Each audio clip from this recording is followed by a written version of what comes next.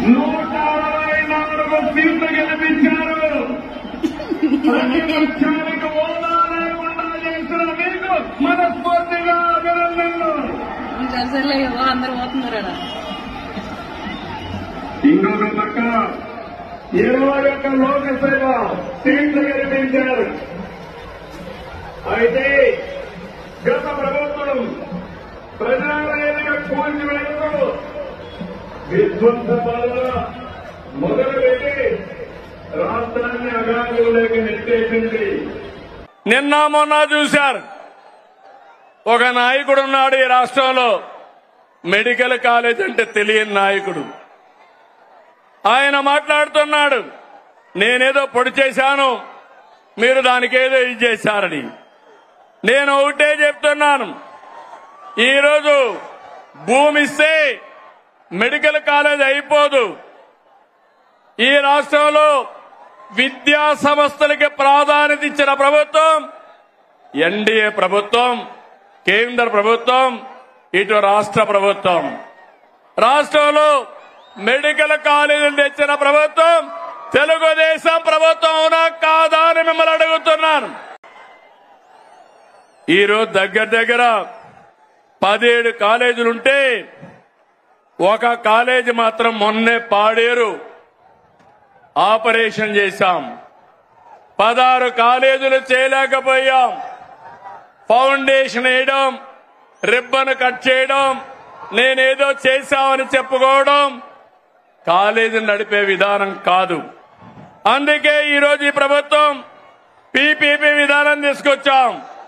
ఆస్తి మనది, వేరే వాళ్ళు దాన్ని రన్ చేస్తారు, జవాబుదారీతనంగా ఉంటారు. దీనివల్ల 26, 27కు 4 కాలేజీలు వస్తాయి.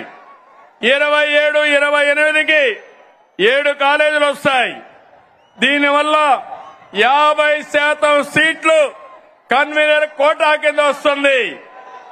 అది అంత మునుపు ఫీజుల కోసం పెట్టిన కాలేజీలు చూస్తే 42% వస్తాయి.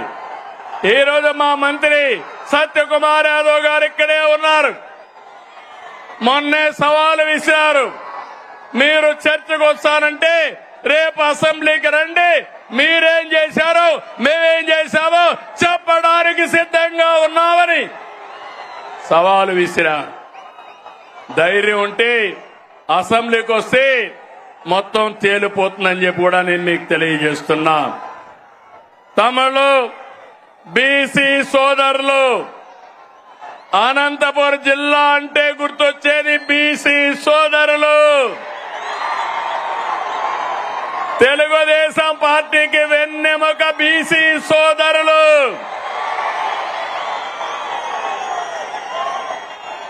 ఎన్డీఏ కూటమి మీ అభివృద్ధికి కట్టుబడి ఉన్నాం. నేతన్నకు విద్యుత్ రాయితీలు, మత్స్యకారులకు ఆర్థిక సహాయం, గీత కార్మికులకు మద్యం షాపులో 10% కేటాయింపులు, నాయి బ్రాహ్మణులకి జీతాలు పెంపు, సెలూన్లకి ఉచిత విద్యుత్, పేదవాళ్ళందరికీ సోలార్ రూఫ్ టాప్ కింద 70,000, 98,000 రూపాయలు ఎక్కడికక్కడ సబ్సిడీ ఇస్తున్నాం. ఇలాంటి కార్యక్రమాలు ఇచ్చి అర్చకులకి, ఇమాములకి, మౌజములకి, పాస్టర్లకి ఆండ్రోరియం పెంచాం. ఎస్సీలు ఇక్కడ ఈ జిల్లాలో ఎక్కువగా మాదిగలున్నారు. ఎన్నో సంవత్సరాలుగా పోరాడారు మీరంతా.